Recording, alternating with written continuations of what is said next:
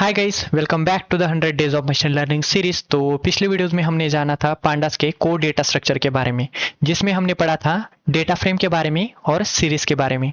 Series में 1D labelled array रहता है और जो हमारा डेटा फ्रेम रहता है उसमें मल्टीपल रोज मल्टीपल कॉलम्स रहते हैं। आप एज्यूम कर सकते हो एक्सेल शीट का डेटा सेट।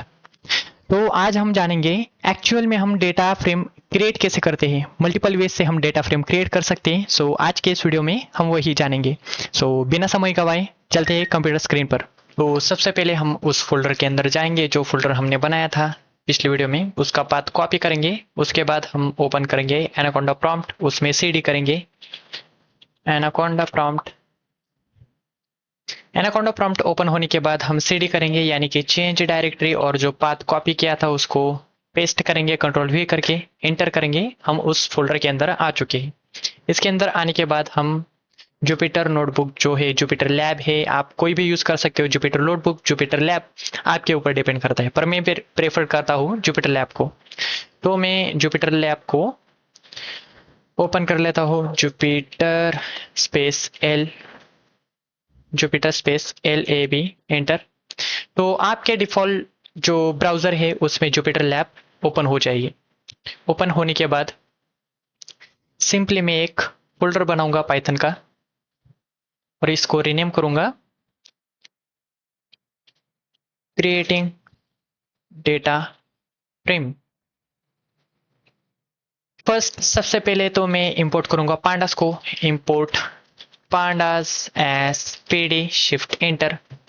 तो जो मल्टीपल वेज होते हैं डेटा फ्रेम को क्रिएट करने के लिए, वो आज हम देखेंगे। तो सबसे पहले देखेंगे from Python list. Python list का यूज करके हम डेटा फ्रेम को क्रिएट कैसे करेंगे। तो सबसे पहले हम एक डेटा वेरिएबल ले लेंगे, उसके अंदर एक लिस्ट ऑफ लिस्ट ले लेंगे और इसके अंदर हम डिफाइन करेंगे हमारा डेटा। पहले तो हमारे नेम होंगे अलाइस, इसकी एज ले लेंगे 25। वैसे ही सेकेंड डेटा होगा हमारे पास राहुल, इसकी एज होगी 22, कॉमा थर्ड होगा हमारे पास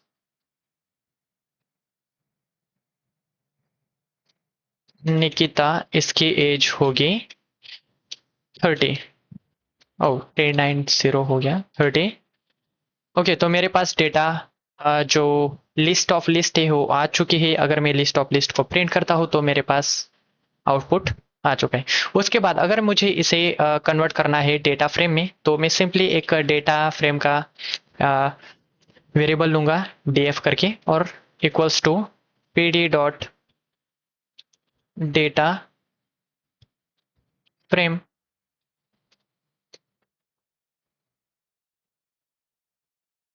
डेटा फ्रेम, और इसके अंदर मैं डाल दूंगा डेटा को।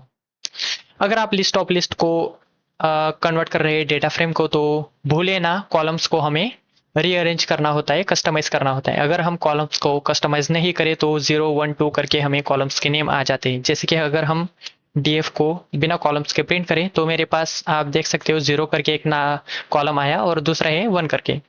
ये डिफॉल्ट कॉलम होते हैं, इसलिए आपको कॉलम्स जो है वो डिफाइन करने पड़ते हैं। उसके लिए कॉलम्स इक्वल्स टू हम इसके अंदर कॉलम्स डिफाइन करते हैं।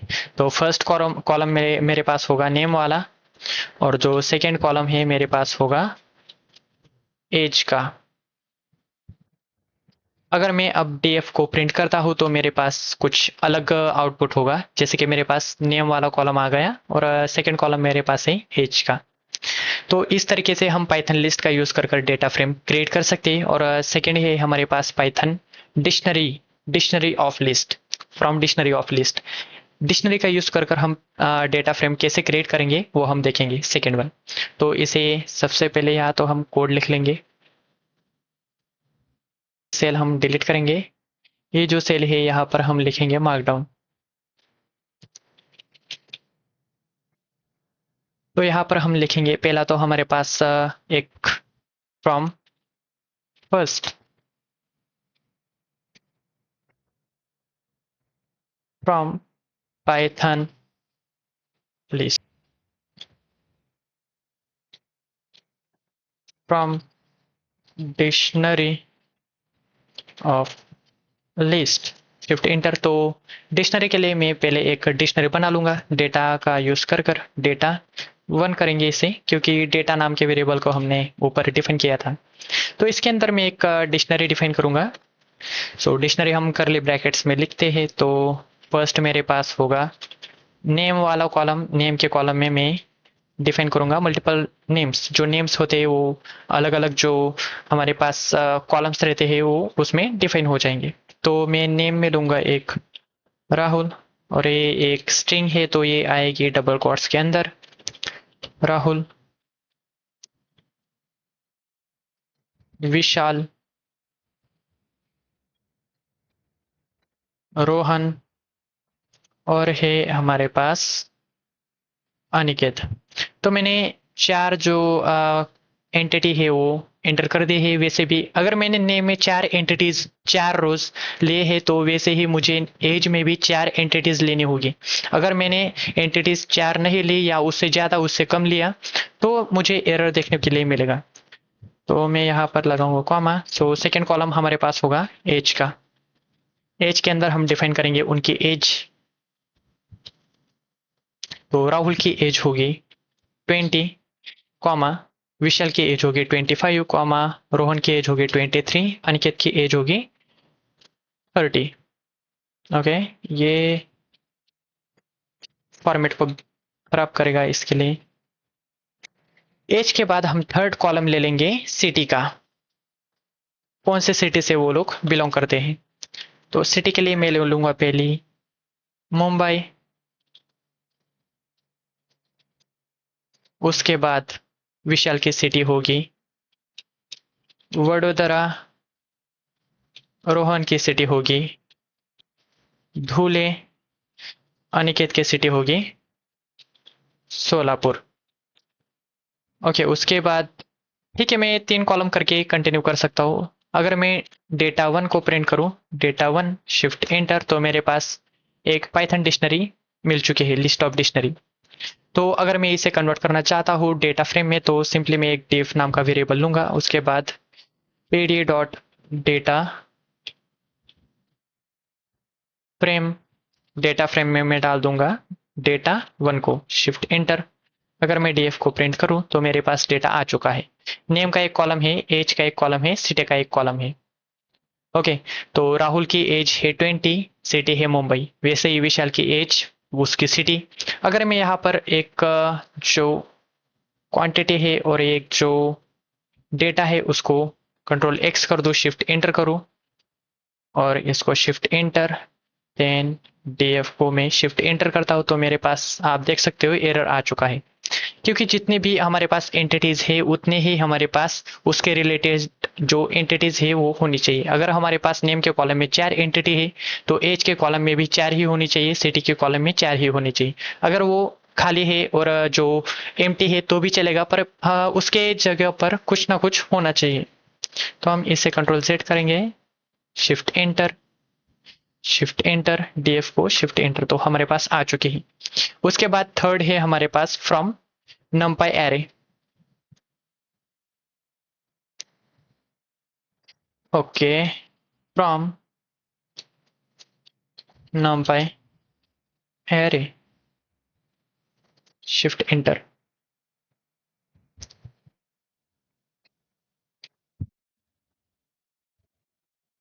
तो numpy array का यूज कर हम डेटा फ्रेम कैसे क्रिएट करेंगे वो देखते हैं।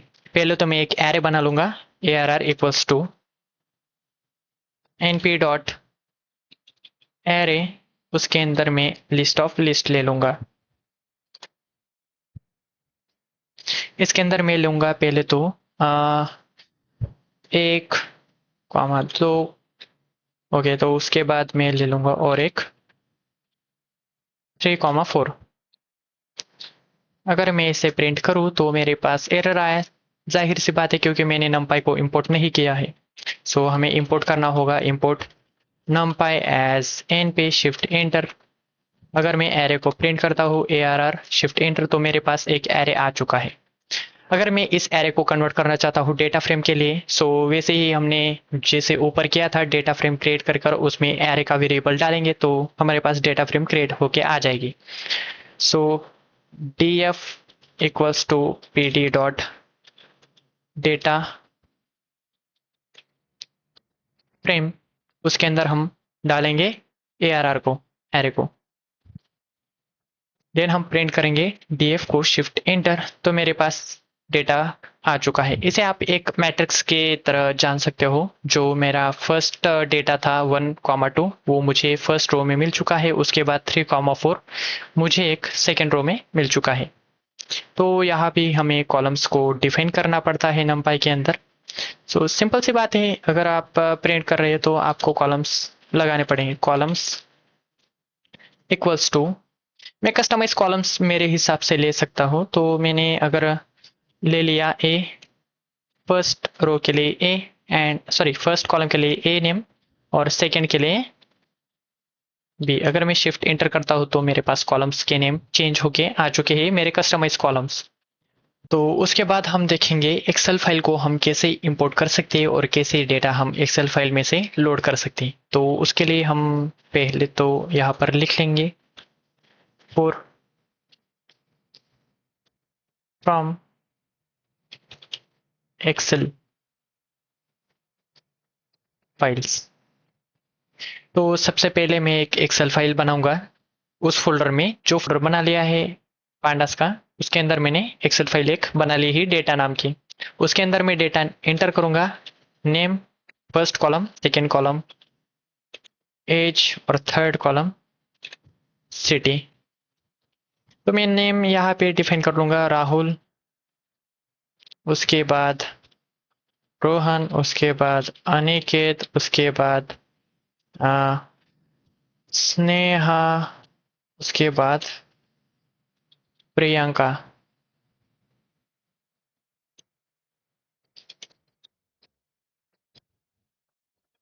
एज में मैं डाल दूंगा 25, 26, 15, 19, 18 और सिटी में मैं लिख दूंगा धुले, पुणे, मुंबई एंड देन नागपुर, वैसे ही सोलापुर। ओके, तो मेरा डेटा रेडी है। मैं इसे कंट्रोल एस करके सेव करूंगा, क्लोज करूंगा। वही फोल्डर में आपकी एक्सेल फाइल होनी चाहिए जिस फोल्डर में आप वर्क कर रहे हो आपके पांडास के फाइल्स के साथ। सो सिंपली मैं आप देख सकते हो मेरे पास एक्सेल शीट जो है मेरे पास आ चुकी है। तो मैं सिंपली इसे लोड करूंगा using data frame. df equals to pd dot read underscore excel और इसके अंदर मैं लिखूंगा उसका पाथ डबल क्वाट्स में data dot XL SX. Shift enter, अगर मैं df को प्रिंट करता हूं तो मेरे पास एक्सेल शीट का डेटा आ चुका है। तो आप एक्सेल शीट का डेटा डायरेक्टली इंपोर्ट कर सकते हो और लोड कर सकते हो डेटा फ्रेम का यूज करके। वैसे ही हम एक्सेल शीट का जैसे रीड करते हैं वैसे ही हम रीड कर सकते हैं CSV फाइल का। CSV फाइल के लिए हम देखेंगे, पहले तो इसको कॉपी कर लेते हैं। कॉपी करने के बाद इसे हम लाएंगे नीचे। ओके, तो फोर्थ की जगह हम लिखेंगे, अरे भाई क्या हो गया है, fifth from CSV files, shift enter. तो CSV फाइल को भी वैसे ही करेंगे। तो सबसे पहले हम CSV फाइल को बना लेते हैं। जो ये फाइल है इसी को हम सेव एज करेंगे और CSV फॉर्मेट में सेव करेंगे। सेव एज फॉर्मेट चेंज करेंगे as CSV file. CSV file का फुल फॉर्म होता है comma separated values. CSV file जो है वो एक्सेल शीट जैसी ही होती है, पर वो जो है वो कम मेमोरी लेती है CSV फाइल। तो आपको समझ में आ जाएगा वो। ओके, तो मेरे CSV फाइल सेव हो चुकी है। इसके बाद में यहाँ पर देख सकते हो मेरे पास CSV फाइल आ चुकी है।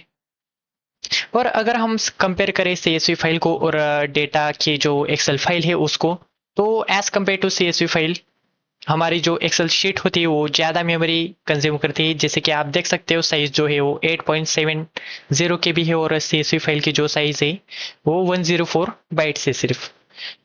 तो हम CSV फाइल को रीड करने के लिए जो सिंटैक्स हमने एक्सेल शीट के लिए लिया था वही सिंटैक्स लेंगे, सिर्फ एक्सेल की जगह हम CSV रिप्लेस करेंगे।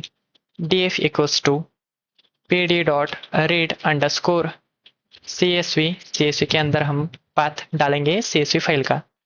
तो data dot CSV shift enter, तो हमारी जो CSV फाइल है वो हम लोड कर चुके हैं और अगर हम डेटा को प्रिंट करते हैं तो मेरे पास डेटा आ चुका है। उसके बाद उसी तरह हम रीड कर सकते हैं एक जेसन फाइल को। जेसन फाइल को भी हम डेटा फ्रेम के यूज कर लोड कर सकते हैं। तो वो कैसे? सबसे पहले हम एक जेसन फाइल को क्रिएट कर लेंगे, विंडोज डी, जो हमारी फोल्डर था पांडास 1 करके, इसके अंदर हम एक जेसन फॉर्मेट की एक फाइल बनाएंगे, न्यू, और उसके बाद एक टेक्स्ट डॉक्यूमेंट डेटा नाम का, एंटर। ओके, इसका हम जो नेम है उसके साथ एक एक्सटेंशन लगाएंगे डॉट जेसन करके और एंड करेंगे। तो हम इसको ओपन करेंगे। ओपन करने के बाद जेसन फॉर्मेट में जो भी डेटा होता है वो हम डेटा इंपोर्ट कर सकते हैं और लोड कर सकते हैं। तो सबसे पहले जेसन फाइल जो होती है वो लिस्ट के फॉर्मेट में आते हैं। सो लिस्ट बना लेंगे। लिस्ट के अंदर एक होगी हमारे पास डिक्शनरी। डिक्शनरी के अंदर हम लिखेंगे डेटा। तो फर्स्ट कॉलम हमारे पास होगा नेम, और नेम के बाद हमारे पास नेम के अंदर आएगा फर्स्ट डेटा राहुल का। उसके बाद एज, एज में होगी राहुल की एज 22। ओके, ये यहाँ पे आएगा कॉमा, राहुल की एज पे कॉमा नहीं आएगा। ये है हमारे पास सबसे पहली जो डेटा है वो। उसके बाद हम अलग एक डिक्शनरी बनाएंगे। डिक्शनरी के अंदर वैसे ही जैसे राहुल का बनाया वैसे ही हम एक अलग डेटा स्टोर करेंगे। Name first column. उसके बाद आपको ये जेसन फाइल लिखने के लिए मतलब ऐसा कुछ रिस्ट्रिक्शन नहीं कि आना ही चाहिए। आपका जो डेटा एक्सेल और जेसन फाइल में है, हम सिर्फ कंसेप्ट क्लियर कर रही है इसकी। तो हम इसमें लिख लेंगे राज, और राज के लिए अलग एज का कॉलम, और राज की एज होगी 25। ओके, तो मैंने डेटा सेट क्लियर कर लिया है। ये जेसन फॉर्मेट में डेटा है, तो मैं कंट्रोल एस करके सर सेव करता हूँ। तो डेटा डॉट जेसन मेरी फाइल आ जानी चाहिए यहाँ पे। ओके, आप देख सकते हो डॉट टीएक्सटी करके आ चुकी है, पर ये टीएक्सटी फॉर्मेट हमें नहीं चाहिए। अगर मैं इसका नेम रीनेम करूँ फिर से Jason, enter. Okay, data dot JSON. ठीक है, तो हम एक df करके वेरिएबल बनाएंगे। उसके बाद pd dot read underscore Jason, इसके अंदर होगा मेरा data dot JSON dot TXT भी आ चुकी है। तो टीएक्सटी अगर मैं डालता हूँ, रीड करता हूँ और df को प्रिंट करता हूँ तो मेरे पास डेटा आ चुका है। नेम करके एक कॉलम है और दूसरा एज का कॉलम है। अगर मैं टीएक्सटी हटा दूँ तो क्या होगा? शिफ्ट इंटर, मेरे पास फाइल का एक्सटेंशन जो है वो चेंज होके आ चुका है। सो जेसन फाइल का जो होता है वो टीएक्सटी फाइल में भी होता है, इसलिए हमें नॉर्मली जो एरर है वो देखने के लिए मिला हुआ है। तो हम टीएक्सटी ऐसे ही रखेंगे। जेसन फाइल है तो सिंपली आप जेसन फाइल का पार्ट डालेंगे, उसके बाद जेसन को रन करेंगे, आपके पास डेटा आके आ जाएगा। उसके बाद हमारे पास पांडास में जो डेटा फ्रेम होता है तो हम उसको वेब के सहायता से भी ले सकते हैं। तो वो कैसे लेते हैं वो भी हम देखेंगे। सबसे पहले इसको नीचे ले लेंगे, कॉपी करेंगे, नीचे नीचे और नीचे। ओके, तो हम लेंगे 6th type from CSV file हो गई। तो फ्रॉम वेब और एग्जाम्पल CSV फॉर्मेट URL। तो जो CSV फाइल्स होती है उसका जो URL होता है उसको उस URL को भी हम यूज कर सकते हैं as a data frame creation के लिए। तो कैसे करते हैं, सबसे पहले तो हम ओपन कर लेंगे हमारा ब्राउजर ओपन करने के बाद हम सर्च करेंगे iris data set. Iris data set से हम जो आइरिस डेटा सेट जो है वो ML मॉडल ट्रेन करने के लिए एक जाना माना डेटा सेट है जो कि हम यूज करते हैं ML मॉडल ट्रेन करने के लिए। तो इसका हम लेंगे URL जो कि हमें मिल चुका है। URL कॉपी करेंगे Ctrl+C करके और हम जाएंगे हमारे जुपिटर नोटबुक में। तो उसके बाद df करके एक और वेरिएबल बनाएंगे pd dot read underscore CSV। उसके बाद हम पेस्ट करेंगे URL जो कि हमने कॉपी किया था।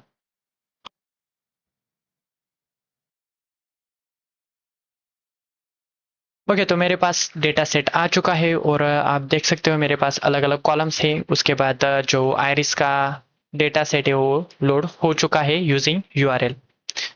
तो पांडास जो है वो डेटा फ्रेम में हमें मल्टीपल्स जो मेथड्स होते हैं वो प्रोवाइड करता है, जैसे कि EDA जो एक्सप्लोरेटरी डेटा एनालिसिस के लिए। तो देखते हैं हम क्या कर सकते हैं।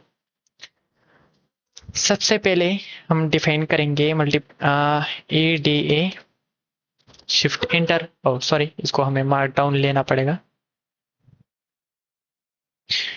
तो आप अगर कुछ बड़े डेटा पर काम कर रहे हो तो आपको उस डेटा पर अगर काम करना है 2-3 मंथ 4-5 मंथ, तो सबसे पहले आपको उस डेटा को परखना होगा। डेटा के अंदर कौन से वैल्यूज है, कैसे उनका रिलेशनशिप है, उसको परखने के लिए हम यूज करते हैं EDA। जैसे कि EDA का फुल फॉर्म होता है एक्सप्लोरेटरी डेटा एनालिसिस। में इसमें लिख देता हूँ एक्सप्लोरेटरी डेटा एनालिसिस। तो इसमें हम देखेंगे इसी फॉर्मेट पे इसी डेटा पर हम वो जो मेथड होते हैं EDA के वो हम ट्राई करेंगे। सो df डॉट हेड, ये सबसे पहली जो रोज होती है 5 रोज 5th रोज डेटा की उसे प्रिंट करती है। मैं यहाँ पर लिख देता हूँ डिस्प्ले फर्स्ट 5 रोज। वैसे ही हमारे पास df डॉट टेल होता है, ये प्रिंट करता है लास्ट के 5 रोज शिफ्ट इंटर। तो मेरे पास लास्ट के 5 रोज जो है वो आ चुके हैं। जो डेटा है मेरे पास उस डेटा फ्रेम में लास्ट के जो रोज है 5th रोज वो हम प्रिंट कर सकते हैं using data dot df dot tail. वैसे हमारे पास नेक्स्ट होता है df dot info shift enter. तो जो डेटा फ्रेम के बारे में जो इंफॉर्मेशन है वो मेरे पास आ जाएंगी। नॉट नल कितने हैं काउंट करता है टोटल कॉलम्स को और डेटा को। वैसे हमारे पास 149 एंट्रीज है, 0 से स्टार्ट होते हैं 148 तक। ये हमारी जो मेमोरीज है मेमोरीज 5.9 प्लस KB जो है वो कंज्यूम कर रहा है। वैसे ही हमारे पास नेक्स्ट होता है df dot columns shift enter. तो मेरे पास आ जाएंगे कॉलम्स कौन से है डेटा फ्रेम में वो, और कॉलम्स का मेरे पास टाइप प्रिंट होके आ चुका है। वैसे नेक्स्ट होता है हमारे पास shape df dot shape shift okay, bracket नहीं आएगा इसका। तो मेरे पास 149 रोज है और 5 कॉलम्स है। इसके हिसाब से हम बहुत कुछ डेटा के बारे में जान सकते हैं EDA करके एक्सप्लोरेटरी डेटा एनालिसिस करके। वैसे ही हमारे पास एक और होता है df डॉट डिस्क्राइब करके, df dot describe shift enter. तो ये मुझे डेटा का पूरा काउंट बता देता है। सो काउंट में कौन से कितना काउंट होता है, मीन कितना है और स्टैंडर्ड डेविएशन कितना है, मीन कितना है, 25% ऑफ डेटा कितना है, 50%, 75% और मैक्सिमम वैल्यूज कौन सी है। मैक्सिमम वैल्यूज यानी 5.1 रोज में 7.9 जो वैल्यू है वो मैक्सिमम है, मिनिमम वैल्यू 4.3 है, उसके बाद मैक्सिमम वैल्यू 3.5 के अंदर 4.4 है, मिनिमम वैल्यू है 2। वैसे हम इसका यूज कर कर बहुत कुछ डेटा के बारे में जान सकते हैं। सो नेक्स्ट वीडियो में हम डेटा क्लीनिंग के टेक्निक्स देखेंगे। सो आज के लिए इतना ही, थैंक यू।